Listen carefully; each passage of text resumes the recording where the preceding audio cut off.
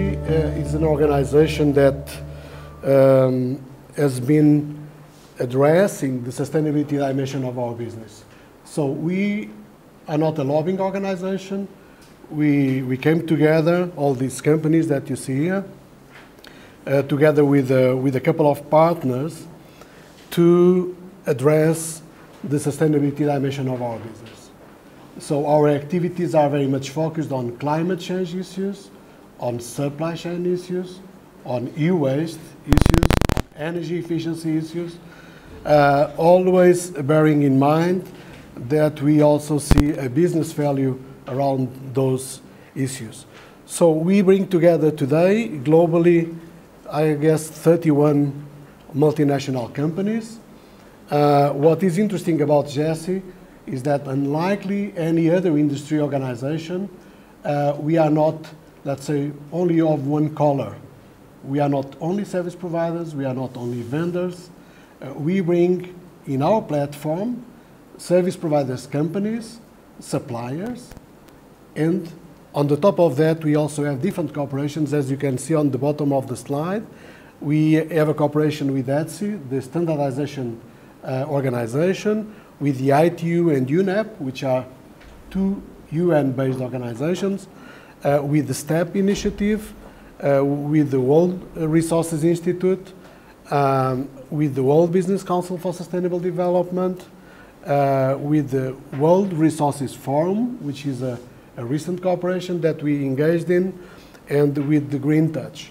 All these partners have different focus. Some of them are very much energy efficiency driven. Some of them have more interest on e-waste, like the World Resources Forum or STEP, and so on. The World Business Council, it's the overall sustainability dimension. And of course, with the ITU, the International Telecommunications Union, we have a strong connection due to our activity. But this type of setup in an industry organization is very unlikely to be seen in any other industry initiative. We are a very open organization, and actually the ITU, the United Nations, the International Telecommunications Union, sits on the Jesse board, which is something that you don't see in any other industry organization. And also shows the relevance of our organization and the work that we have been doing. So together, we share ideas, we launch joint initiatives like this one here, and we collaborate on projects within and outside the ICT sector in order to promote the role of ICT in enabling sustainable living and development. We spent some time 2 years ago discussing our vision and mission. We had one before, and we thought that we needed to revise that. We did not change a lot in our vision, but that's something that we changed, which is very important in this statement, which is the word responsible. So we want to be a sustainable organization. We would like to support a sustainable world through responsible ICT-enabled transformation. So responsibility and transformation are two fundamental drivers in the way that we develop our work, and I will explain to you what do we mean by this. So probably many of you have already seen this slide. I always find it quite impressive. So if everyone in the world lived like an average European, we would need 3 planets to live on. And if everyone in the world lived like an average North American, we would need 5 planets to live on. And if you look at the map, only the African area or region and a little bit, I think it's India, or are in the green area where people is living on 1 planet level, which many people could say, oh, that's good. We live sustainable, but maybe for most of the Africans it's not good because you feel that you would like to live much better. But for those on the green area to live much better, you need the ones on the red area and the yellow areas to live a little bit with less resources in a more sustainable way. And the challenge that we have is that we are not ready to give up the level of development that we already achieved. Those that are developing, they would like to be on a higher level. And if we go on that direction, the world is not sustainable. So we need to change the way that we work and live. And this might sound very simple, but it's quite challenging for the reasons I already mentioned. Those that live well want to continue to live well and even better, and those that are developing, they would like to have the same level of an European or an American. And this is not sustainable. So we need to find the right formula if we want to continue to live in this world or in this planet, because there is only one planet. We don't have 5 planets. We don't have 3 planets on our hands. And the challenge that we have is that we need to transform our society. And unless we transform our society, we may overshoot the physical limits of our planet and collapse just like great civilizations did in the past, like the Egyptians, the Greeks, or the Romans. Of course, for other reasons. But great civilizations in the past have collapsed as well. So we also might collapse. Or at least are on our way to collapsing if we do not change. So what is frightening is that today we have a global civilization that is doing just what the ancients did, and we are abusing our environment without considering the long-term consequences. Therefore, I think that what will be happening here this week and probably in the next opportunities and the work that you are doing is so important. The world resources are limited. We are consuming too many resources, and we cannot continue this path. We have to stop. We need to find different business models if we want to keep our planet and if we want future generations to live on a sustainable manner. And we as an industry, we have a huge responsibility to do that. So the challenge is we need to act very fast, and the sooner we act, the greater is the chance of our success. And we need to stop talking, we need to start working. There is too much talk and too less willingness to change things. And this is not about greed or about being rich. This is about being conscious or about being with a very high ethical standard. And we are missing that. Or I think we are missing that. So what is the role for our sector, for the information and communication technology? So I think that for us to achieve a sustainable future requires nothing less than a full transformation of the world economy. I mentioned earlier on that our vision is to create a sustainable world through responsible ICT-enabled transformation. And in many ways, the ICT industry has already transformed the way that we live and work. 20 years ago, the idea of high-quality video conferencing was still science fiction, and teleworking with a laptop or a mobile phone was a dream. Today, even in the most remote areas of our planet, people can use technology to access essential services like education, healthcare, and banking. We live in an interconnected world of smart grids, telecommuting, online commerce, services, and e-health solutions. These solutions need to be leveraged for a better quality of life as well as a better quality of the environment. And they especially need to be leveraged in most of the developing countries, such many in Africa, for socio-economic advancement. And this is something that we need to speed up. We need to support this path. It does not make sense, and I repeat, it does not make sense that we are always traveling for meetings, for gatherings, we need to use the technology that we have on our hands. I was very pleased to see here to recorded messages, but we could do that also lively with use of video conferencing. So we could do it more interactive as well. And we need to move on that direction. And I tell you, on my role as Jesse Sherman and the Group Sustainability Officer at Deutsche Telekom, I question myself every time I do a trip. So I came here because I want to give a clear signal that Jesse and the ICT industry do support the need for a proper e-waste management or proper e-waste management solutions.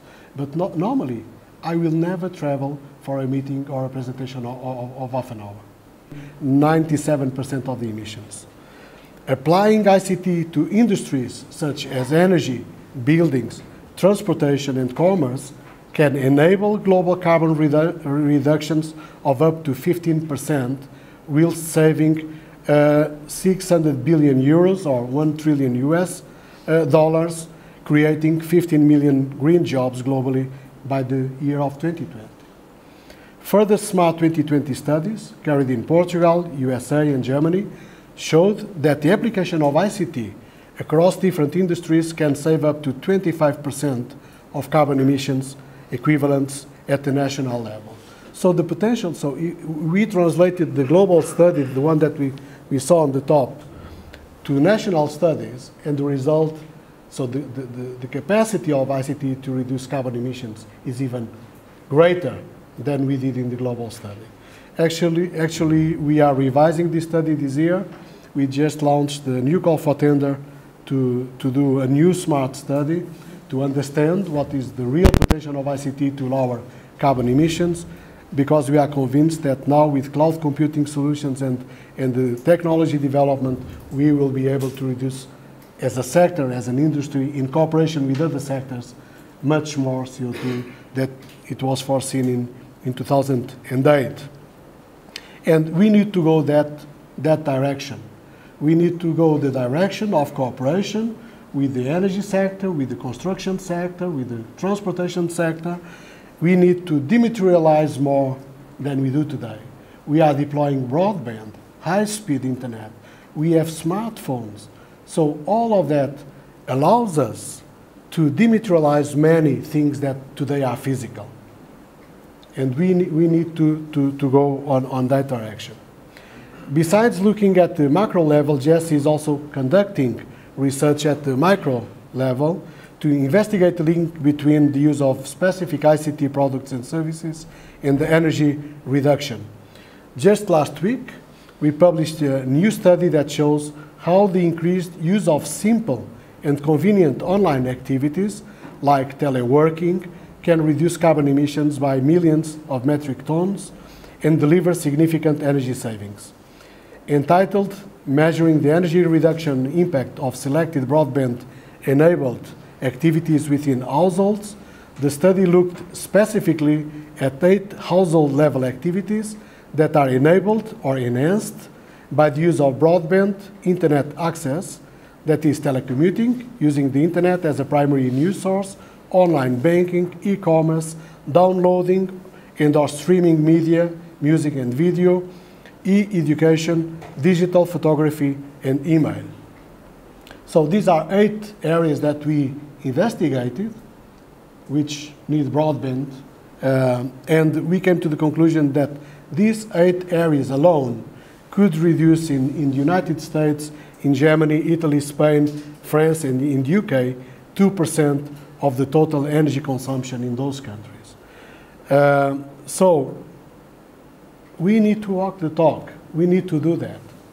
You know, it does not make sense that every one of us, every day, goes to work in his office, in the headquarters of the company or in any other building. We have the solutions on our end today. We need to telework. We need to do mobile work. And we will have a much better balance between our life and our work. And we can improve our working life quality at the end of the day. So far I have outlined the opportunities of ICT Now I would like to say a few words about the challenges. Let's be clear, the growth of the ICT market consumes huge amounts of energy and generates enormous volumes of e-waste. This is due to a combination of trends, mainly rapid innovation cycles, which make products and services quickly obsolete. And I repeat again, this is not sustainable. We cannot continue to go this path. And this is a challenge for the industry, both for those which sell the equipment, like companies like mine, and those that are producing the equipment, like companies which are sitting here, like Dell, Nokia, or others, or Huawei, or ZTE, and so on. We need to find a different path. Why? Because the way that we are operating is still increasing CO2 emissions on one side, and this, let's say, creating a tremendous problem with waste. In Germany alone, we have 80 million mobile phones in the houses of the Germans. That's what the statistics says. I'm convinced that in Germany, in the households, there are more than 200 million mobile phones, which are not being used. And this is not, well, this is waste at home, it's not yet been moved anywhere. And these are the two levels of the challenges that we have. And we do need to address this in a manner whereby we get back all the resources, all the materials, and we put them back into the market. That does not mean that we still do not have a challenge. I think we still have a challenge, but we need to find different ways of operating and doing business. I was given a figure, I don't know, you are the experts, maybe the figure is not correct. The figure I was given is that between 20 and 50 million tons of e-waste are produced globally per year. I think probably it can be more, but that's the figure that my executive director in Brussels gave to me. But this is quite huge, isn't it? So if we think about this figure, this is a huge challenge for our industry. Although e-waste covers all types of electrical and electronic equipment, including mobile phones, computers, TVs, and fridges, the ICT sector has a significant role to play in ensuring products are disposed of responsibly, material is reused wherever possible, and the need to extract raw materials is substantially reduced. The appropriate handling of e-waste can both prevent environmental damage and also recover valuable materials, creating sustainable business models. Innovation must be sustainable, and that is why the GSE Vision advocates responsible ICT-enabled transformation. The problem we have is that we are always inventing new things, new devices. My own company, we have 3,500 products on our portfolio. With 15 products, we made 85% of our revenue. So why the hell did we invent the other 3,000 something? Why the hell we produce new devices which are not being used? Why the hell do we have to change a mobile phone every 6 months? Or a smartphone every 6 months? We need to change this. So we need all the policymakers, we need a proper policy environment which supports a different business structure and the business direction. Besides e-waste management, GSE has also been active in the area of more energy efficient ICT devices to reduce the carbon footprint of the ICT sector. We have been supporting the development of common industry standards to accelerate the market availability of more energy efficient ICT products and practices. Our activities mainly center around participation in relevant standardization efforts. Of particular concern of the ICT industry was the growing mountain of redundant charges. And you remember this debate, it took years to come to a common agreement, to have a common charger. We need to dematerialize. We need to make our lives easier, because every time I go from a country to country, I need an adapter. So we are always putting more and more stuff on the top of it. And then it goes to the bin. It goes as waste. And sometimes it's not recycled. So we are using resources that probably should not be used or could be avoided. So this is to say that we really need to change the way that we work, we do business, we operate and live. I have outlined the need for sustainable innovation. While we need to expand ICT's role in enabling the transition to a low-carbon economy, we also need to ensure that our business models and innovation cycles are sustainable, creating real socio-economic value. We are the only industry with a unique and amazing potential to transform our future for the better. And I repeat that, the ICT sector is the only one that has that capacity. But for this to happen, we need all actors to clearly understand that and to work with us at all levels to both exploit the opportunities and address the challenges. And that's why we support many activities like this, and we will continue to do that. We have the capacity of making things unmaterial. So in the past, you would need 7 or 8 devices to do the things that one device do today. You needed CVs, DVDs, whatever. Now you can have all of that online. So we need to move on that direction. Of course, there will be impacts. Probably there will be companies that no longer will be operating, but companies need to change. Companies will not stay for life. They have to reinvent themselves. See the challenges that we see today in our industry. All companies, some companies which have been successful in the past, very successful, which were almost untouchable, now are going through big problems. Because probably they slept on their success. So companies need to change, need to adapt, need to rethink. And my suggestion or my proposal is that they look on the long term in terms of having and promoting a sustainable society. So on this note, I have prepared 2 questions for you, but of course you can ask me any other question. This is not, this does not mean that you have to ask me those 2 here. How can we make ICT innovation more sustainable, and how can the ICT sector best work with policymakers and other stakeholders in deploying sustainable ICT solutions? These were 2 things that I thought about when I was preparing this meeting, but as I said, I'm open to any question. Don't ask me technical questions, because my background education is I studied history. Although I never practiced history, I started to work for a telecommunications company at the age of 17 while I was doing my university. So I've been involved on telecommunications for a long time, not from the technical side, but always in a more soft role, I would say, administration, and now on the sustainability area of my own company.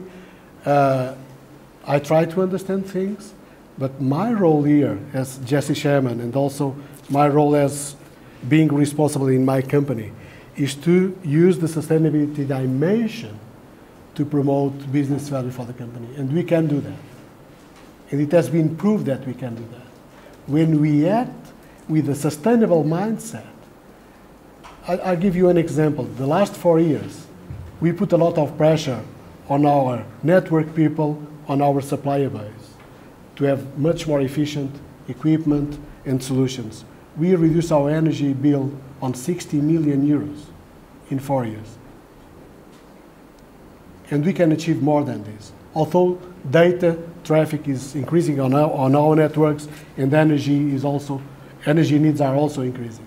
But once you think sustainable, you can really achieve good results. And this is, let's say, the proposal I leave here to you. And I wish you, STEP, United Nations University, a successful academy. I think this is the first one of the 2 academies that we have planned so far. And I know that there is a lot of work behind. It takes quite a long time to prepare such an event, a gathering. And I congratulate you as well for being those that have been selected to be here, outside of almost 100 people. That's really great. And I hope that at the end of this week, you will be produce something that we can use in the future to really address the challenges that we have in this area.